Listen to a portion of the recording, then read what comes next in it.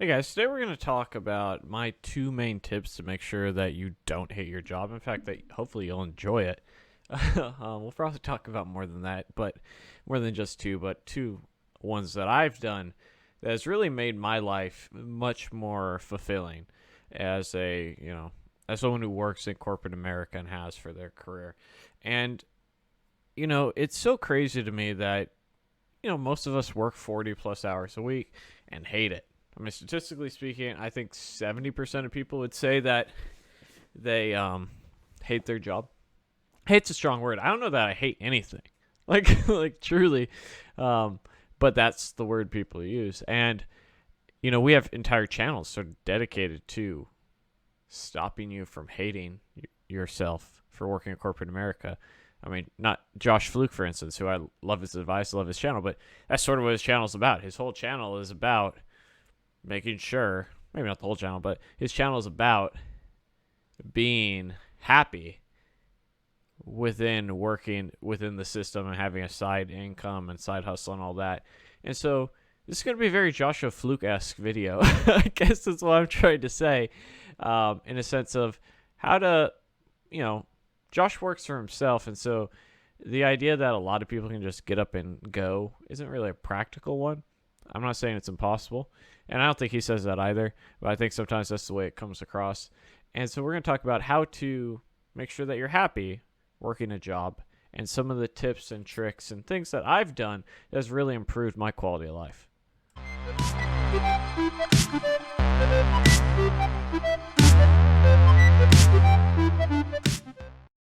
I'd like to take a moment to thank our long-term sponsor, Dev Mountain Coding Bootcamp. I've been partnered up with Dev Mountain for a couple of years now, and I've had the chance to see multiple campuses and housing. I've been really impressed. Dev Mountain has a couple different programs from web dev to iOS development, software QA, and UX design. Some are after-hours part-time programs, and some are fully immersive programs where they actually include housing at no additional cost so you can get up and go. If you're interested in finding out more, there's a link in the description below. So, there's two things I did a while back when I realized what I was afraid of. And I think we have to start about why people kill themselves at their job and work 60 hours a week and constantly stressed and all that sort of stuff. And there's two main reasons. One, they're living paycheck to paycheck, and the idea that you might not have a paycheck in 2 weeks is like a death sentence for like 90% of people. And two, there's a bit of the fear of the unknown that sort of falls into that of like, have you ever been laid off? Have you ever been fired? Have you ever been, cut loose? All that sort of stuff. And it's a scary thing. So I have been laid off. I've talked about it before. They canceled my project outright. And you know what? It wasn't that bad. Like, it was kind of silly that they hired me and then 3 months later laid the whole team off. But, that gave me, I already had this perspective, but that just sort of solidified it. That gave me a perspective of, and this is what I'm trying to get to, is what is the worst thing an organization can do to you? Like, truly, like any company that you work for, they can fire you. That's pretty much it. That's like 99.9% of it. Fire you, not give you any severance or any notice. And so if you have some money in the bank, if you're financially stable, if you've made good choices, you kept your cost of living low, you have 6 months of expenses, maybe a year of expenses. Great. You're solid, baby. Like, there's not really anything that you need to worry about as a developer if you have 6 months of living expenses. So your first goal with any role should be to do all that. And that's a hard thing to do. Financials are something people don't talk about. People don't do. But the reason I suggest that is to do the two things I'm going to suggest. It's going to take a level of confidence you probably aren't going to have if you don't have that security in mind. And because that's all it is. Money is options, right? And money is security. And having that sort of bankroll in the background for rough times means that rough times happen, you handle them, you take the hit, and you move forward. If you are so scared of what's coming and you can't afford to take the hit, you're going to be in a much rougher position. So it's sort of that extra padding. Now, there's two things that I did. The first thing I did was my phone. I don't put any software on it so that you can get a hold of me. No emails, no chat apps, no Slack, no Teams, no Outlook, nothing. Absolutely nothing. And I suggest you do the same. And I make it known that I'm not going to do this to my superiors, that I don't put communication on me. I clock in and I clock out, and I have my laptop with me with all those apps and the emails and all that on there. And if they want to get a hold of me, they have to give me a call. That's it. I'm not saying I'm not going to answer. Something's blowing up.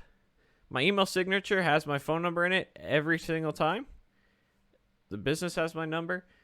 My boss has my number. Feel free to give me a call. I've done this I've worked at 5 if you count the job I quit after 3 days. But I've worked at 4 companies, and I've been doing this since the third one. And you know what has happened? I don't find myself checking my messages at 9 o'clock at night because someone else is working late. I don't find myself wondering what's going on my days off. I don't, feel the need to hop in and help out on things that I don't need to hop in and help out with. And it's lowered my stress level. And it's taken me out of the work mindset and into the life mindset. And I encourage you to do the same. And it may be uncomfortable. And some of you are, well, I have to this and that. You don't have to do anything. Yeah, you really don't. And this may seem like a very hard-ass thing. And you don't have to, keep this in mind. You literally don't have to do anything. Because you're an individual and you can make choices. And what are they going to do? If you were to uninstall the email and the messaging apps on your phone, if you told them you're not going to have them on there, that's what it is. They might be upset with you, but fine. You're not on even as salary. So one of the things people get wrong about salary is that they think they're on the clock 24/7. Not the case if you want to be happy. So I've been doing that for about 3 years now. You know how many calls I've gotten in 3 years? What do you think? 100? 50? 25?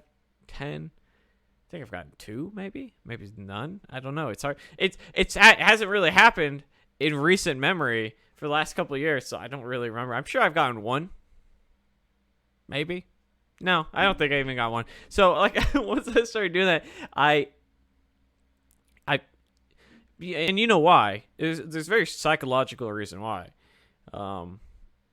It's much harder to call somebody, hear their voice, have a dialogue back and forth, see what they're doing, and all that sort of stuff, than it is just to send off an email with demands. To send a message with demands of, hey, do this. Hey, I need this. Hey, can you do this and this and that? And it's much less personal. And once you do that, it discourages people quite dramatically from interrupting your life. Second thing that I would highly advise against. And some of you guys are going to think this is crazy, but I don't work overtime. And I say that in a general sense. I put 4 hours overtime last week. Maybe 5. I don't know. But in last year, I've put maybe 40. 5 hours here, 5 hours there. No more than 5 hours a month sort of thing. And the reason for that is, one, if... so, and some of you may be scared. You say, Dylan, how can you work overtime? Expectation. Why do you tell people? So, I know that when I start a job, I tell people I don't work overtime, that it rubs them the wrong way. And people ask, hey, well, can you work the weekend? No, dog. I'm building courses. I'm spending time with the family. It doesn't matter. It doesn't matter if I said, listen, I'm watching season 1 of The Witcher all weekend, baby, with 2 bottles of wine, one for Saturday, one for Sunday. It doesn't matter what I'm doing. It really doesn't. You, as an individual, have to stick up for yourself. It's very similar to how you have to protect the code quality. And sometimes we slip on that as well. And so when you don't work overtime, and it's so strange to me too. it's going to be harder early on in your career because you're going to work at worse companies. As you go and you get to like mid and top tier companies that understand the value of holding on to employees, it becomes less of an issue. But definitely in those early companies, it's much harder. One, when you work overtime, your hourly rate goes down significantly. So let's just say, I don't remember what's my hourly rate. Let's just say I make around $60 an hour. I think that's about right. If I work 60 hours a week, what's that bringing me down to? About 40? So what's the point of me making more money if I'm just killing myself? We can all make twice the amount of money and sleep half as much. Like, we could do that. We'll probably die earlier. We'll be significantly less happy, have a significantly less healthy. So when you're saying, well, Dylan, aren't you worried about losing your job? We're in one of the hottest job markets, even with the world going crazy, for developers. And on top of that, I don't dick around for 40 hours a week. I work hard in 40 hours a week. What I'm able to deliver and my work ethic at work is so good that at every single organization I've ever worked at, minus my first one where I was a junior developer, I've been asked, how is it that I deliver more work than everybody else? It's not like I'm just hacking shit together. So get so good that your 40 hours a week are like other people's 80. And that's one of the crazy things about development is that's very possible. I've talked with people who have worked and they've been like, oh, I did 1 hour of work, but that 1 hour I did saved the company 20 hours work if that guy did it. So I'm just going to take the day off. That's a real thing some people do. I don't do it, but I've heard of people doing that who have worked with people like that. It's craziness. But get so good that you're confident enough in your abilities that when you're putting and here's what I want you to understand also about working overtime is once you start working more hours, you change the goalposts to what expectations are. Because you put in 60 hours this week, what happens? Your story points, let's say you're normally knocking out 50, go to 60 or 70. And now you're having sprint goals of 60, 70 points. And to meet those, you have to work overtime every single time. And then you start missing requirements and you set the expectation higher and higher and higher. You can't meet them, so you work more hours. And, then you have this stuff where we promise to deliver this, even though it's not really realistic, and so on and so forth. And you have to keep that in mind, because you're just going to burn yourself out. That's why the average developer is at a job for 18 months. Myself included, by the way. I give you these 2 tips. In 4 years, I've had 4 jobs. I'm averaging about a job a year. I'm at 1 year at my current job. And I really like it. But keep in mind, I've never worked at a place for 2 years. Because what ends up happening is that even though you have these boundaries and stuff, people get... It's a stressful position to be in. And sometimes there's better opportunities, very practical stuff. But being a developer can be very stressful when you have a team of 15 and there's 4 or 5 devs and 10 people whose all their work depends on these 4 or 5 people. And you need to be able to know how to handle that. And to do that, there's a whole bunch of communication that you have to get good at and be able to sort of talk the business language and things like that. But you also have to be able to manage your stress levels. And when you just say, like, listen, I'm not putting in consistent overtime. I might do 5 hours a month, if that. And you set that sort of line, and you could back it up with the amount of value you deliver on a regular basis. Then what you do is you're setting yourself up to be respected. And there's a lot of... I've worked at companies. I've worked with people who have also worked at companies where it's very clear that the business doesn't respect the developers. In the sense of, how often do you give your technical opinion? A lot of developers don't understand. You give your technical opinion about the correct way of doing things, and then they just say, do it the shitty way. Do it the way that just gets it in and done. And, like, that is an example of how you sometimes have to push back from a code quality perspective and protect the code as a developer. And this is an example of how you have to push back as a engineer who values his personal life and spending. So not only does your hourly time go down and your mental health and your happiness and all that other stuff and your stress levels go up, but you're costing yourself money per hour, but you're also costing yourself opportunity costs, which is just as big. So for me, and hopefully you have a side hustle and things like that, I'm building courses, I got a podcast, I got a YouTube channel, a whole bunch of stuff, right? Every extra hour I work that isn't on a course costs me money. Doesn't only lower my average, it costs me money, and it costs me time bettering my skill set so that I can deliver twice the amount of value as maybe the typical developer. And I say this as someone who tells you the typical developer is not very good. Like it's really sort of obscene. And if you think that's unreasonable, then you haven't interviewed enough developers. Like truly, go and interview some developers. And everyone says like, oh, dude, I never, Dylan's just cranky old man or something, and doesn't really mean that like most people can't reverse a string. No, I do mean it. I do. I really do. And if you ever wonder why it's so hard to get some of these dev jobs and you have to do these crazy interviews, it's because people like that. It's because 9 out of 10 people can't reverse strings. That's it. And so when you can reverse a string and you can deliver features, good quality and fast and in a reasonable amount of time, then you are going to be just fine not working overtime. And those are my 2 tips to make sure that you can manage your life effectively and happily, and that you don't cost yourself money, and that you have money in the bank so that you don't feel the need to kill yourself. So you don't feel the need to prove yourself, because you're already proving yourself. Because what happens is once you set a higher baseline, that's an expectation. Once you sort of, it's almost like, I hate to give this analogy at times, but at a bad workplace, and I'll say that I think about 7 out of 10 workplaces are going to suck for you. So you gotta jump around until you find one like my current place, which I like quite a bit. Where, but it's almost like with a bad tech department, where they're sort of the bully, if you want to think of it that way. Where, you know how like your parents tell you like, a bully will only sort of pick on you if you don't do anything about it, right? Very similar to that, where if you just keep doing what you just keep working more and more, they'll just keep pushing you more and more. It's not motivating you, literally just draining you. And there's been tons of studies showing that bugs increase, the return is bad, it burns out the developers, all this sort of stuff.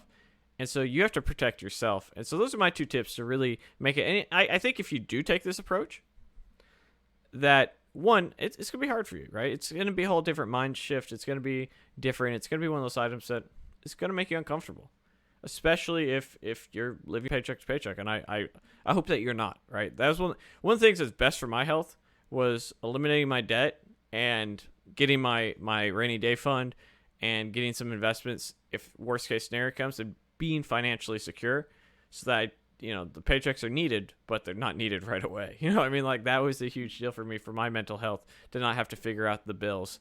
And that allowed me to feel more comfortable, to be more honest about what I'm going to do as an individual working with other people. Because as far as I see it, businesses need me as much as I need them. And it's not a one-way street. And what happens when you let people take every juice out, every piece of juice out of you, every piece of effort and energy that you have, much more than what you agreed upon, is that what that says is you see it and they see it as a one-way street, where they're doing you a favor, giving you a job. And that's not the case at all. No favors were given. Equal partnerships was what was agreed upon. It was a barter, all right, where 2 people agreeing to do a service for a wage. Nothing more, nothing less. So with all that being said, guys, I hope you're the best. I hope you really sort of figure out how to be healthy in your work environment and happy, right? Those are 2 things that I've done. That's the reason why I wish you all the best. If you're interested in my courses, links in the description. Please subscribe on that road to 100,000. It's really important to me. I'll see you guys next time. Bye. Oh, wrong mouse.